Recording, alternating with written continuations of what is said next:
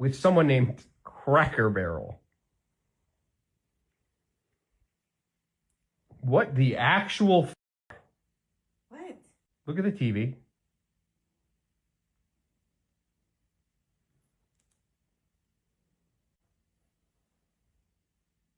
What the?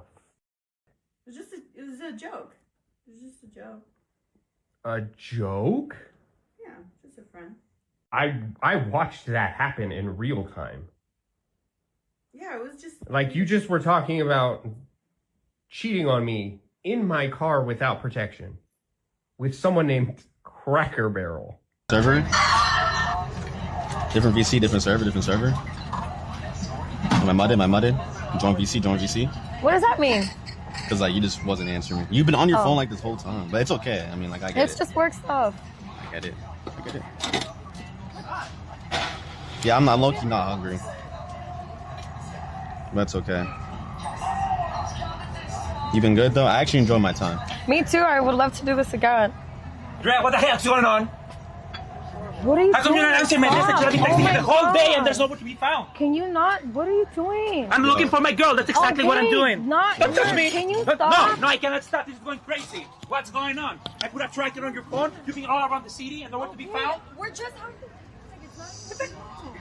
Who are you? Where's this guy? Yo, is that your boyfriend? I am her boyfriend. You just outside your husband. Exactly. Cinderella, not you losing 50 shows. Are you looking for... Yeah, well, he was stream. Hold on. Stop. I'm leaving. Who is that? We're out. Who is that? You know who it is. Oh God, I don't. You know who it is. I'm out. Good night. Word? You already know who it is, but you just want to clip our... I swear to everything on I don't. Tell me right now. I'm not gonna say it. Huh? Who is it? The one you were talking about. On screen. The one you was beefing with. Huh? We can't look at the chat. Why can't I look at the chat? I don't know. I'm scared. Hold on. Let me look at the chat. How much do you trust your girl? 100% or 50%? 75. Why 75? No, I trust her. You trust her? Yeah, fuck it. All right, would you let him go through your phone? Yeah. Right now for the video? Yeah. I don't want to get my feelings hurt, bro. You gonna do that? You gonna do me like that? What? Which mean you feeling hurt? I mean, you say you trust her, my guy, so. Alright, fuck it. Phone? We gotta go through Snapchat. You gotta get this in the video too. Snapchat. What are we looking for? Who's Trent? My friend. I don't know. We gotta look at the save. We gotta look at the chat. No, we can't look at the chat. Why can't we look at the chat? I don't know. I'm scared. Hold on. Let me look at the chat. Why would you be scared? This is the chat. Do you know who Trent is? I do. No clue. We need to find out who Trent is today, huh? I don't really care, to be honest. You don't care? No, I don't give a fuck. Alright, it's all good. He said he trusts her 100%, dropped to 75%, handed over the phone, found Trent, and ended with "I don't give a F" starred. The emotional journey was complete. How much do you trust her? 100% or 50%? 75. He couldn't even commit to a trust percentage. The negotiations started before anything was found. You realized that your relationship wasn't going to work out. When I walked in and saw her sucking a dick at the car, we shared our location each other. When you checked her location, did it say she is currently at a place sucking dick? You knew? Yeah. No. She was at the place that's like... So you went there, you saw her, getting down on dude. Was she going crazy? Or, no, I'm playing. But, wait, so what happened after? I called her out. She came outside. I didn't let her say shit. I spit on her face, and I left. Damn, so you was the only person that didn't get spit on because she was... If you want to avoid this situation, if you don't want that to be you, you need to build yourself up so you can find confidence within yourself. That's the most important thing. A lot of these things that happen to people, it could be easily avoided if they just had some common sense, got their ass in the gym, got the bag up, and just took care of themselves, man. Well, my boyfriend told me yesterday that he found some text messages on my phone. I think I've had an emotional affair with a married coworker at my remote job. my boyfriend wants to forgive me and work through this together. So my main question is, how do I salvage my relationship with my boyfriend? Yeah, so what happened? Forget boyfriend. Put boyfriend over to the side. What happened? So I have been with this company for like 3 years, and I took a position about a year and a half ago where I started to work more one-on-one. Even though it's a completely remote job, I started to have more one-on-one sessions with my coworkers, and that's where I met the coworker. And at first, he just was really nice to me and would send me like funny memes through like the platform that we work through, or like send me a song that he liked or something. And I thought that it was really just a friendship, which is why I didn't set up really firm boundaries at the time. But then he started kind of just like complimenting me a lot, telling me that he thought I was really smart and funny and kind and pretty and all these things. And it was really nice to hear those things. And I just kind of let myself get swept into it to the point where I wanted to try and fix things and tell my boyfriend about it, but I didn't even know where to begin. So that's kind of where it all started with that coworker. So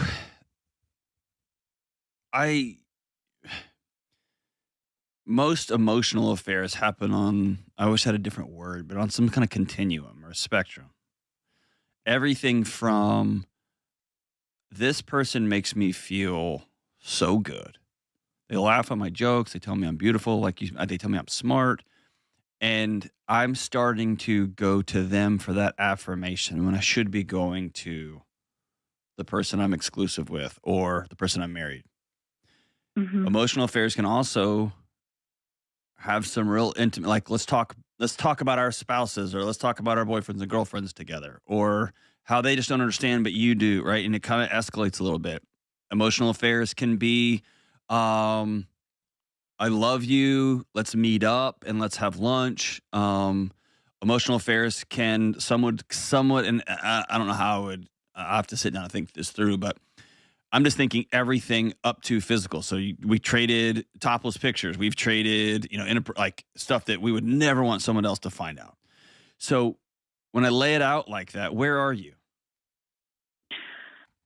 It didn't escalate to the point where it became like sexual. It definitely, I would say, crossed the line of becoming romantic, where I started opening up about how just being very vulnerable about things that I shouldn't have been, either like things within my relationship that I was unhappy about, but also just the fact that I'm unhappy with where I'm at in life. I think I had an emotional affair, while also having traded topless pictures is the most generous self-assessment since I was just helping him from church. Ma'am, that's not an emotional affair. That's a full relationship with a receipt. Also, I thought it was just a friendship. Right up until the topless photos is a friendship definition that needs to be reviewed immediately. And her boyfriend wants to forgive her, and her first question is how to salvage things. Hey, I wanted to say I'm sorry that he was being annoying earlier and like calling me a ton, and we didn't really get to spend that much time with each other because that was all happening. But just try not to worry about it. He's so dramatic, and he has been a little bit. How'd you get that? No. Where was it? Where was it? But I'm sorry, and like as you can see, this is why I. How did you get that? It's a voicemail you left on my phone. Where is it? On your phone? Yeah, she left this voicemail on my phone. Does this ring a bell? Sorry, but soon it won't be like that. We won't have to worry about him calling and asking where I'm at and stuff. So worry about me calling? But I just wanted to get that off my chest, so I hope you have a good day. How did you get that? Soon. He was being annoying earlier and like calling me and telling me we didn't get to spend that much time together. Was that? This was just Thursday. I'm so confused how you got that. Like when I called you like 6 times Thursday and you weren't answering your phone. I went to Korea, right? Now, while I'm in Korea, we're trying to work this out. So we decided when I get out the Army, we're going to move to Louisiana. Now, I have a cousin in Louisiana who set me up in school and set an apartment up for us. I sent her the money for the first and last month rent and money to move all the furniture and money to move her and my daughter out there. In turn, she My used daughter or your daughter? our daughter. Thank you very much. So she, in turn, used that money to move to Dallas, Texas. Instead of Louisiana? With someone she met over the internet. Oh. Now, she met this. She didn't. And when I called her the night before she was supposed to leave to make sure everything was in line. She told me, I'm on a payphone in Korea. She told me she cannot talk. Hangs up in my face. I called her back. She told me she couldn't talk because she's not moving to Louisiana. She said she had a cousin in Dallas, and she's moving my daughter to Dallas and didn't give me an address nor a phone number. So how did you come about with this man on the internet? Tell me how you got to that? Just talking on the internet, and this particular Well, there's guy a lot of that things to talk about on the internet. How'd you get into another Well, man? I would search for jobs in different places, and people would say, well, you know, Dallas is a good place to go. There's a lot of opportunities there, and I was looking for a change anyway. I just wanted out. I felt trapped in this marriage. Well, when did you meet Mr. Man? Where did I meet him? When did you meet him? She moved with him. When I first got there, the initial plan was to move with the young lady. Oh, so you met a woman on the internet as well? But live with the man. And she needed a roommate, and that was. But she lived with the man. Be quiet. Okay. I mean, really, it's just like meeting anybody on the street. Do you ever really know somebody? Do I ever really know him? To me, it's not like meeting somebody on the street. You had a child, right? Yes. That's not a good idea, Mrs. Brody. And I don't know where you are now and what you want to do with your life. You help yourself. That's your business. But you have a child. And my daughter, my child lives with me, man. She lives with me, man. But no, you were not acting in your daughter's best interest when you made a move from one state to another with persons you had met over the internet and went to live with those persons. That was not acting in your child's best interest. Not at all.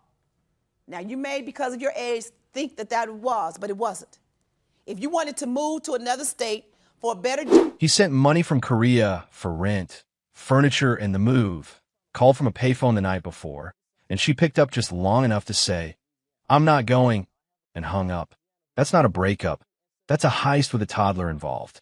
Also, do you ever really know somebody as the defense for moving your child across state lines to live with internet strangers is philosophy deployed in completely the wrong courtroom? The judge said everything that needed to be said. She didn't roast her. She just handed her the mirror and waited. My marriage has been breaking down, but my husband found out about an online relationship that I was having, and that caused the fight that night. Is there anything in addition to what you've done so far, the family counseling, that needs to be addressed so that you don't have to go through a similar situation in the future? I do currently have appropriate housing. I'm living apart from my husband currently.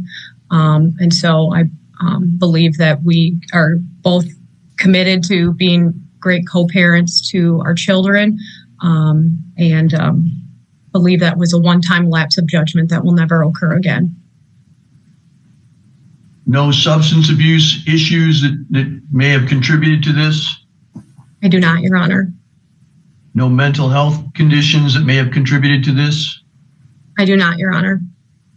Is there, other than family counseling or the counseling that you're currently doing, is there anything else that you think would be of assistance to you in any way in preventing this in the future? I do not, Your Honor. A one-time lapse of judgment for an entire online relationship that broke down a marriage is doing the heaviest legal lifting since I was just helping him from church. An online relationship isn't a lapse. It's a subscription service. You have to log in repeatedly. Also, the courtroom setting is doing a lot of work here. She's so composed, and Your Honor, everything that you... So, I decided to surprise my wife with a kid-free night out. My parents live about an hour and a half away from us, and I arranged for the kids to stay with them for the weekend. Usually, when I go to my parents, I am gone until later in the evening. We spent all day there and leave around dinner time.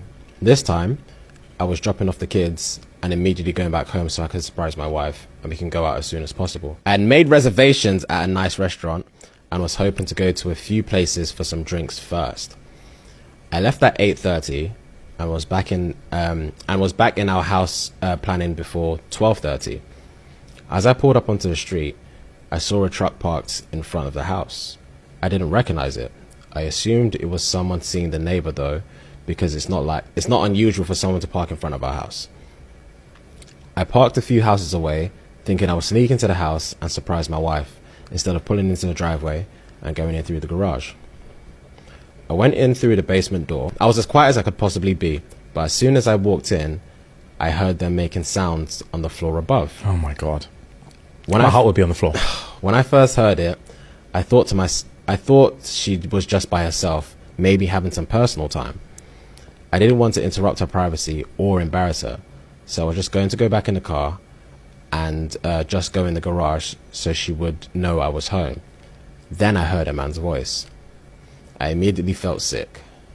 My heart felt like it was going to explode out of my chest. It's hard to describe how I felt in the moment. I decided to go upstairs. I had no desire to confront them. I just wanted to see what was going on. I moved slowly and quietly and went up the stairs. My heart's really beating. I'm not even joking. My heart is literally beating out my chest as we speak. It's nuts. I'm really locked in. I moved slowly and quietly and went up the stairs. The door was halfway open. The kitchen was empty, but I could tell they were in the living room.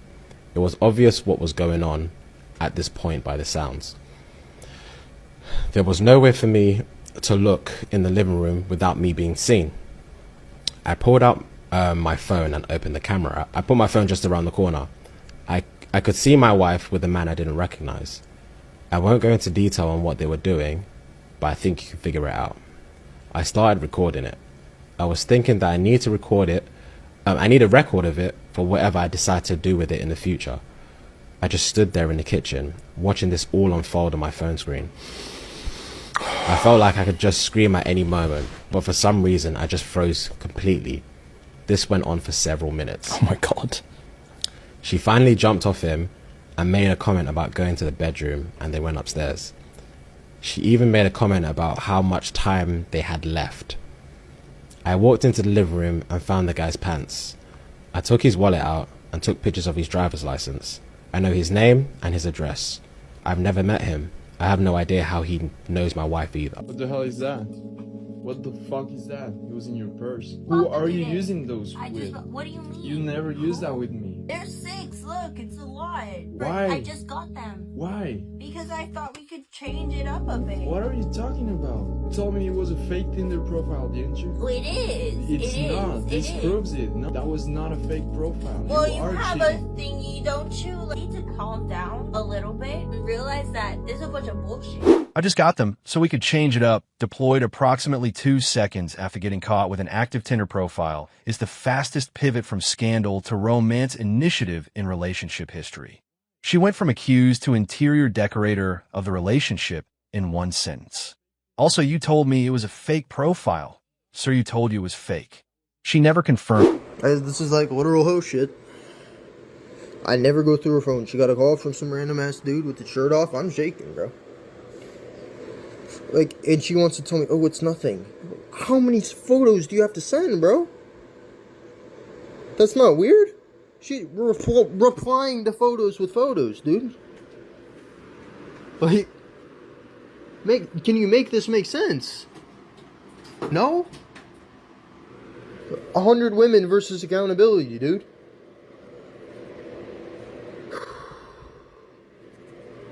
Like, I don't be looking through people's shit. I don't. In fact, I never do. This is literal hoe setup, dude. Why is this necessary? But I'm talking to people, right? Let's screen record my DMs, dude. Christ. Like, how is this normal, dude? Like, she went on a walk, left her phone here. I'm literally not even a name in her phone. Like, how is this normal, dude? 24 hours later.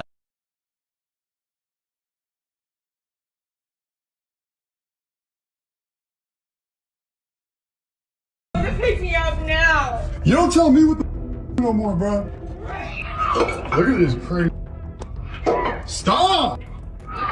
Cheating. Yes, it is. Hey babe, can you come here? Come in. What's up? I want to refinance the house. There's some gooder rates right now. I talked to a realtor. I need you to get your signature on this. Okay. Cool. What do you need from me? Your signature. Oh, sorry. Listen. That's weird. Okay, sign here.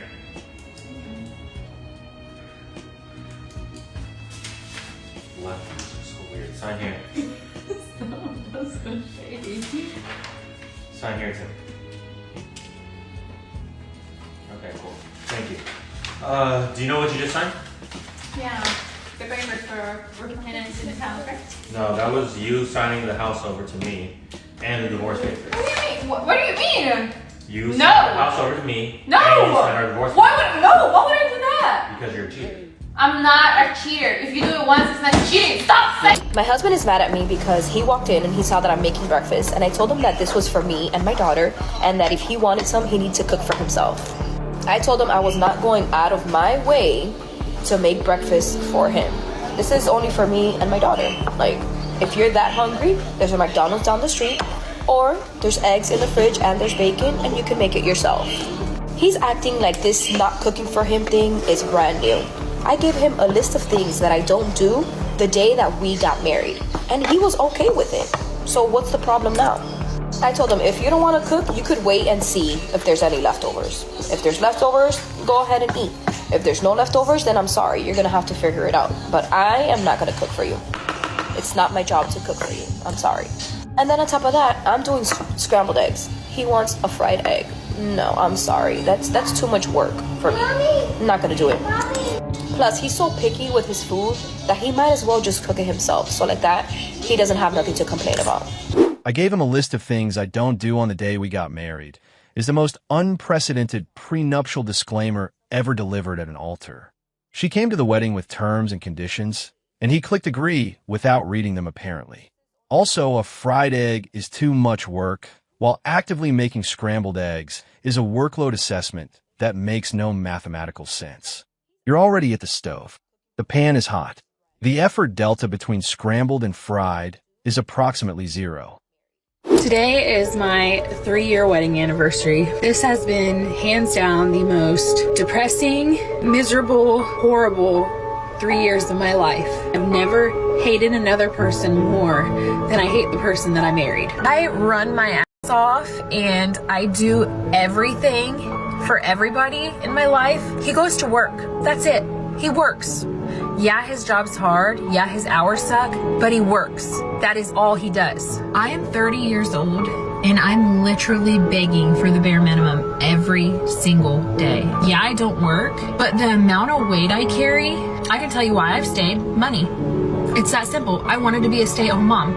And yeah, I know I can leave because trust me, I am leaving. But people can't just walk out and leave one day when you have kids and 12 years of life wrapped up together. You can't just walk away with nothing. You have to have a plan. Yeah, tell them what you did though. Tell them what you did. All right. So I had a girl and he's doing the most. Like, yeah, tell them the truth. Doing the most because you get tripped up on your words because you ain't because you're doing the most. You're doing the most. Are you seriously throwing my stuff? Are you putting all my stuff out the door? What are you doing? Because you have to leave. You're not staying here and you think you finna disrespect me like I'm that. not staying here. No. But this is my house. But you finna leave. You finna leave if you're not gonna respect me though. That's what you're doing. I told you. I was honest. This is what, look, and people want honesty, right? This is what you get for being honest. Like, are you about to put my stuff down? I'm not going nowhere though. The little stuff you do have. But I'm not going all little stuff I have. Really?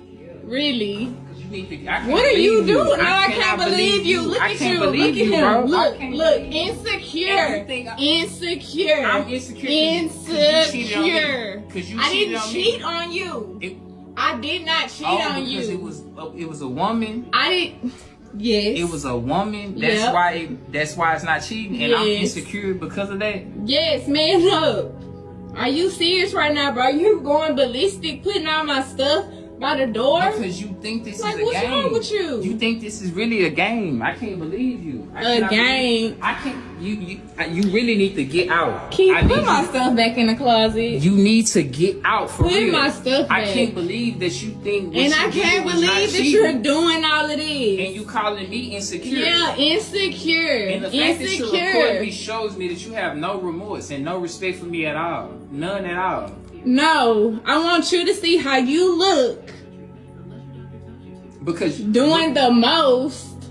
Because I had a little too much to drink and had a little fun with a friend. Okay, and you call it fun, and I'm insecure because of that, right? Yep. And you think I'm supposed to be okay with that? There's no respect in our relationship. It's no respect. I was honest. Are you serious right now? Keith, come pick my stuff up. Come pick my stuff up. You gonna be the one putting it back. I'm not going nowhere. I do not care if I'm making breakfast, lunch, or dinner. If my husband walks in and tells me that he's hungry, he needs to cook for himself. I refuse to cook for him.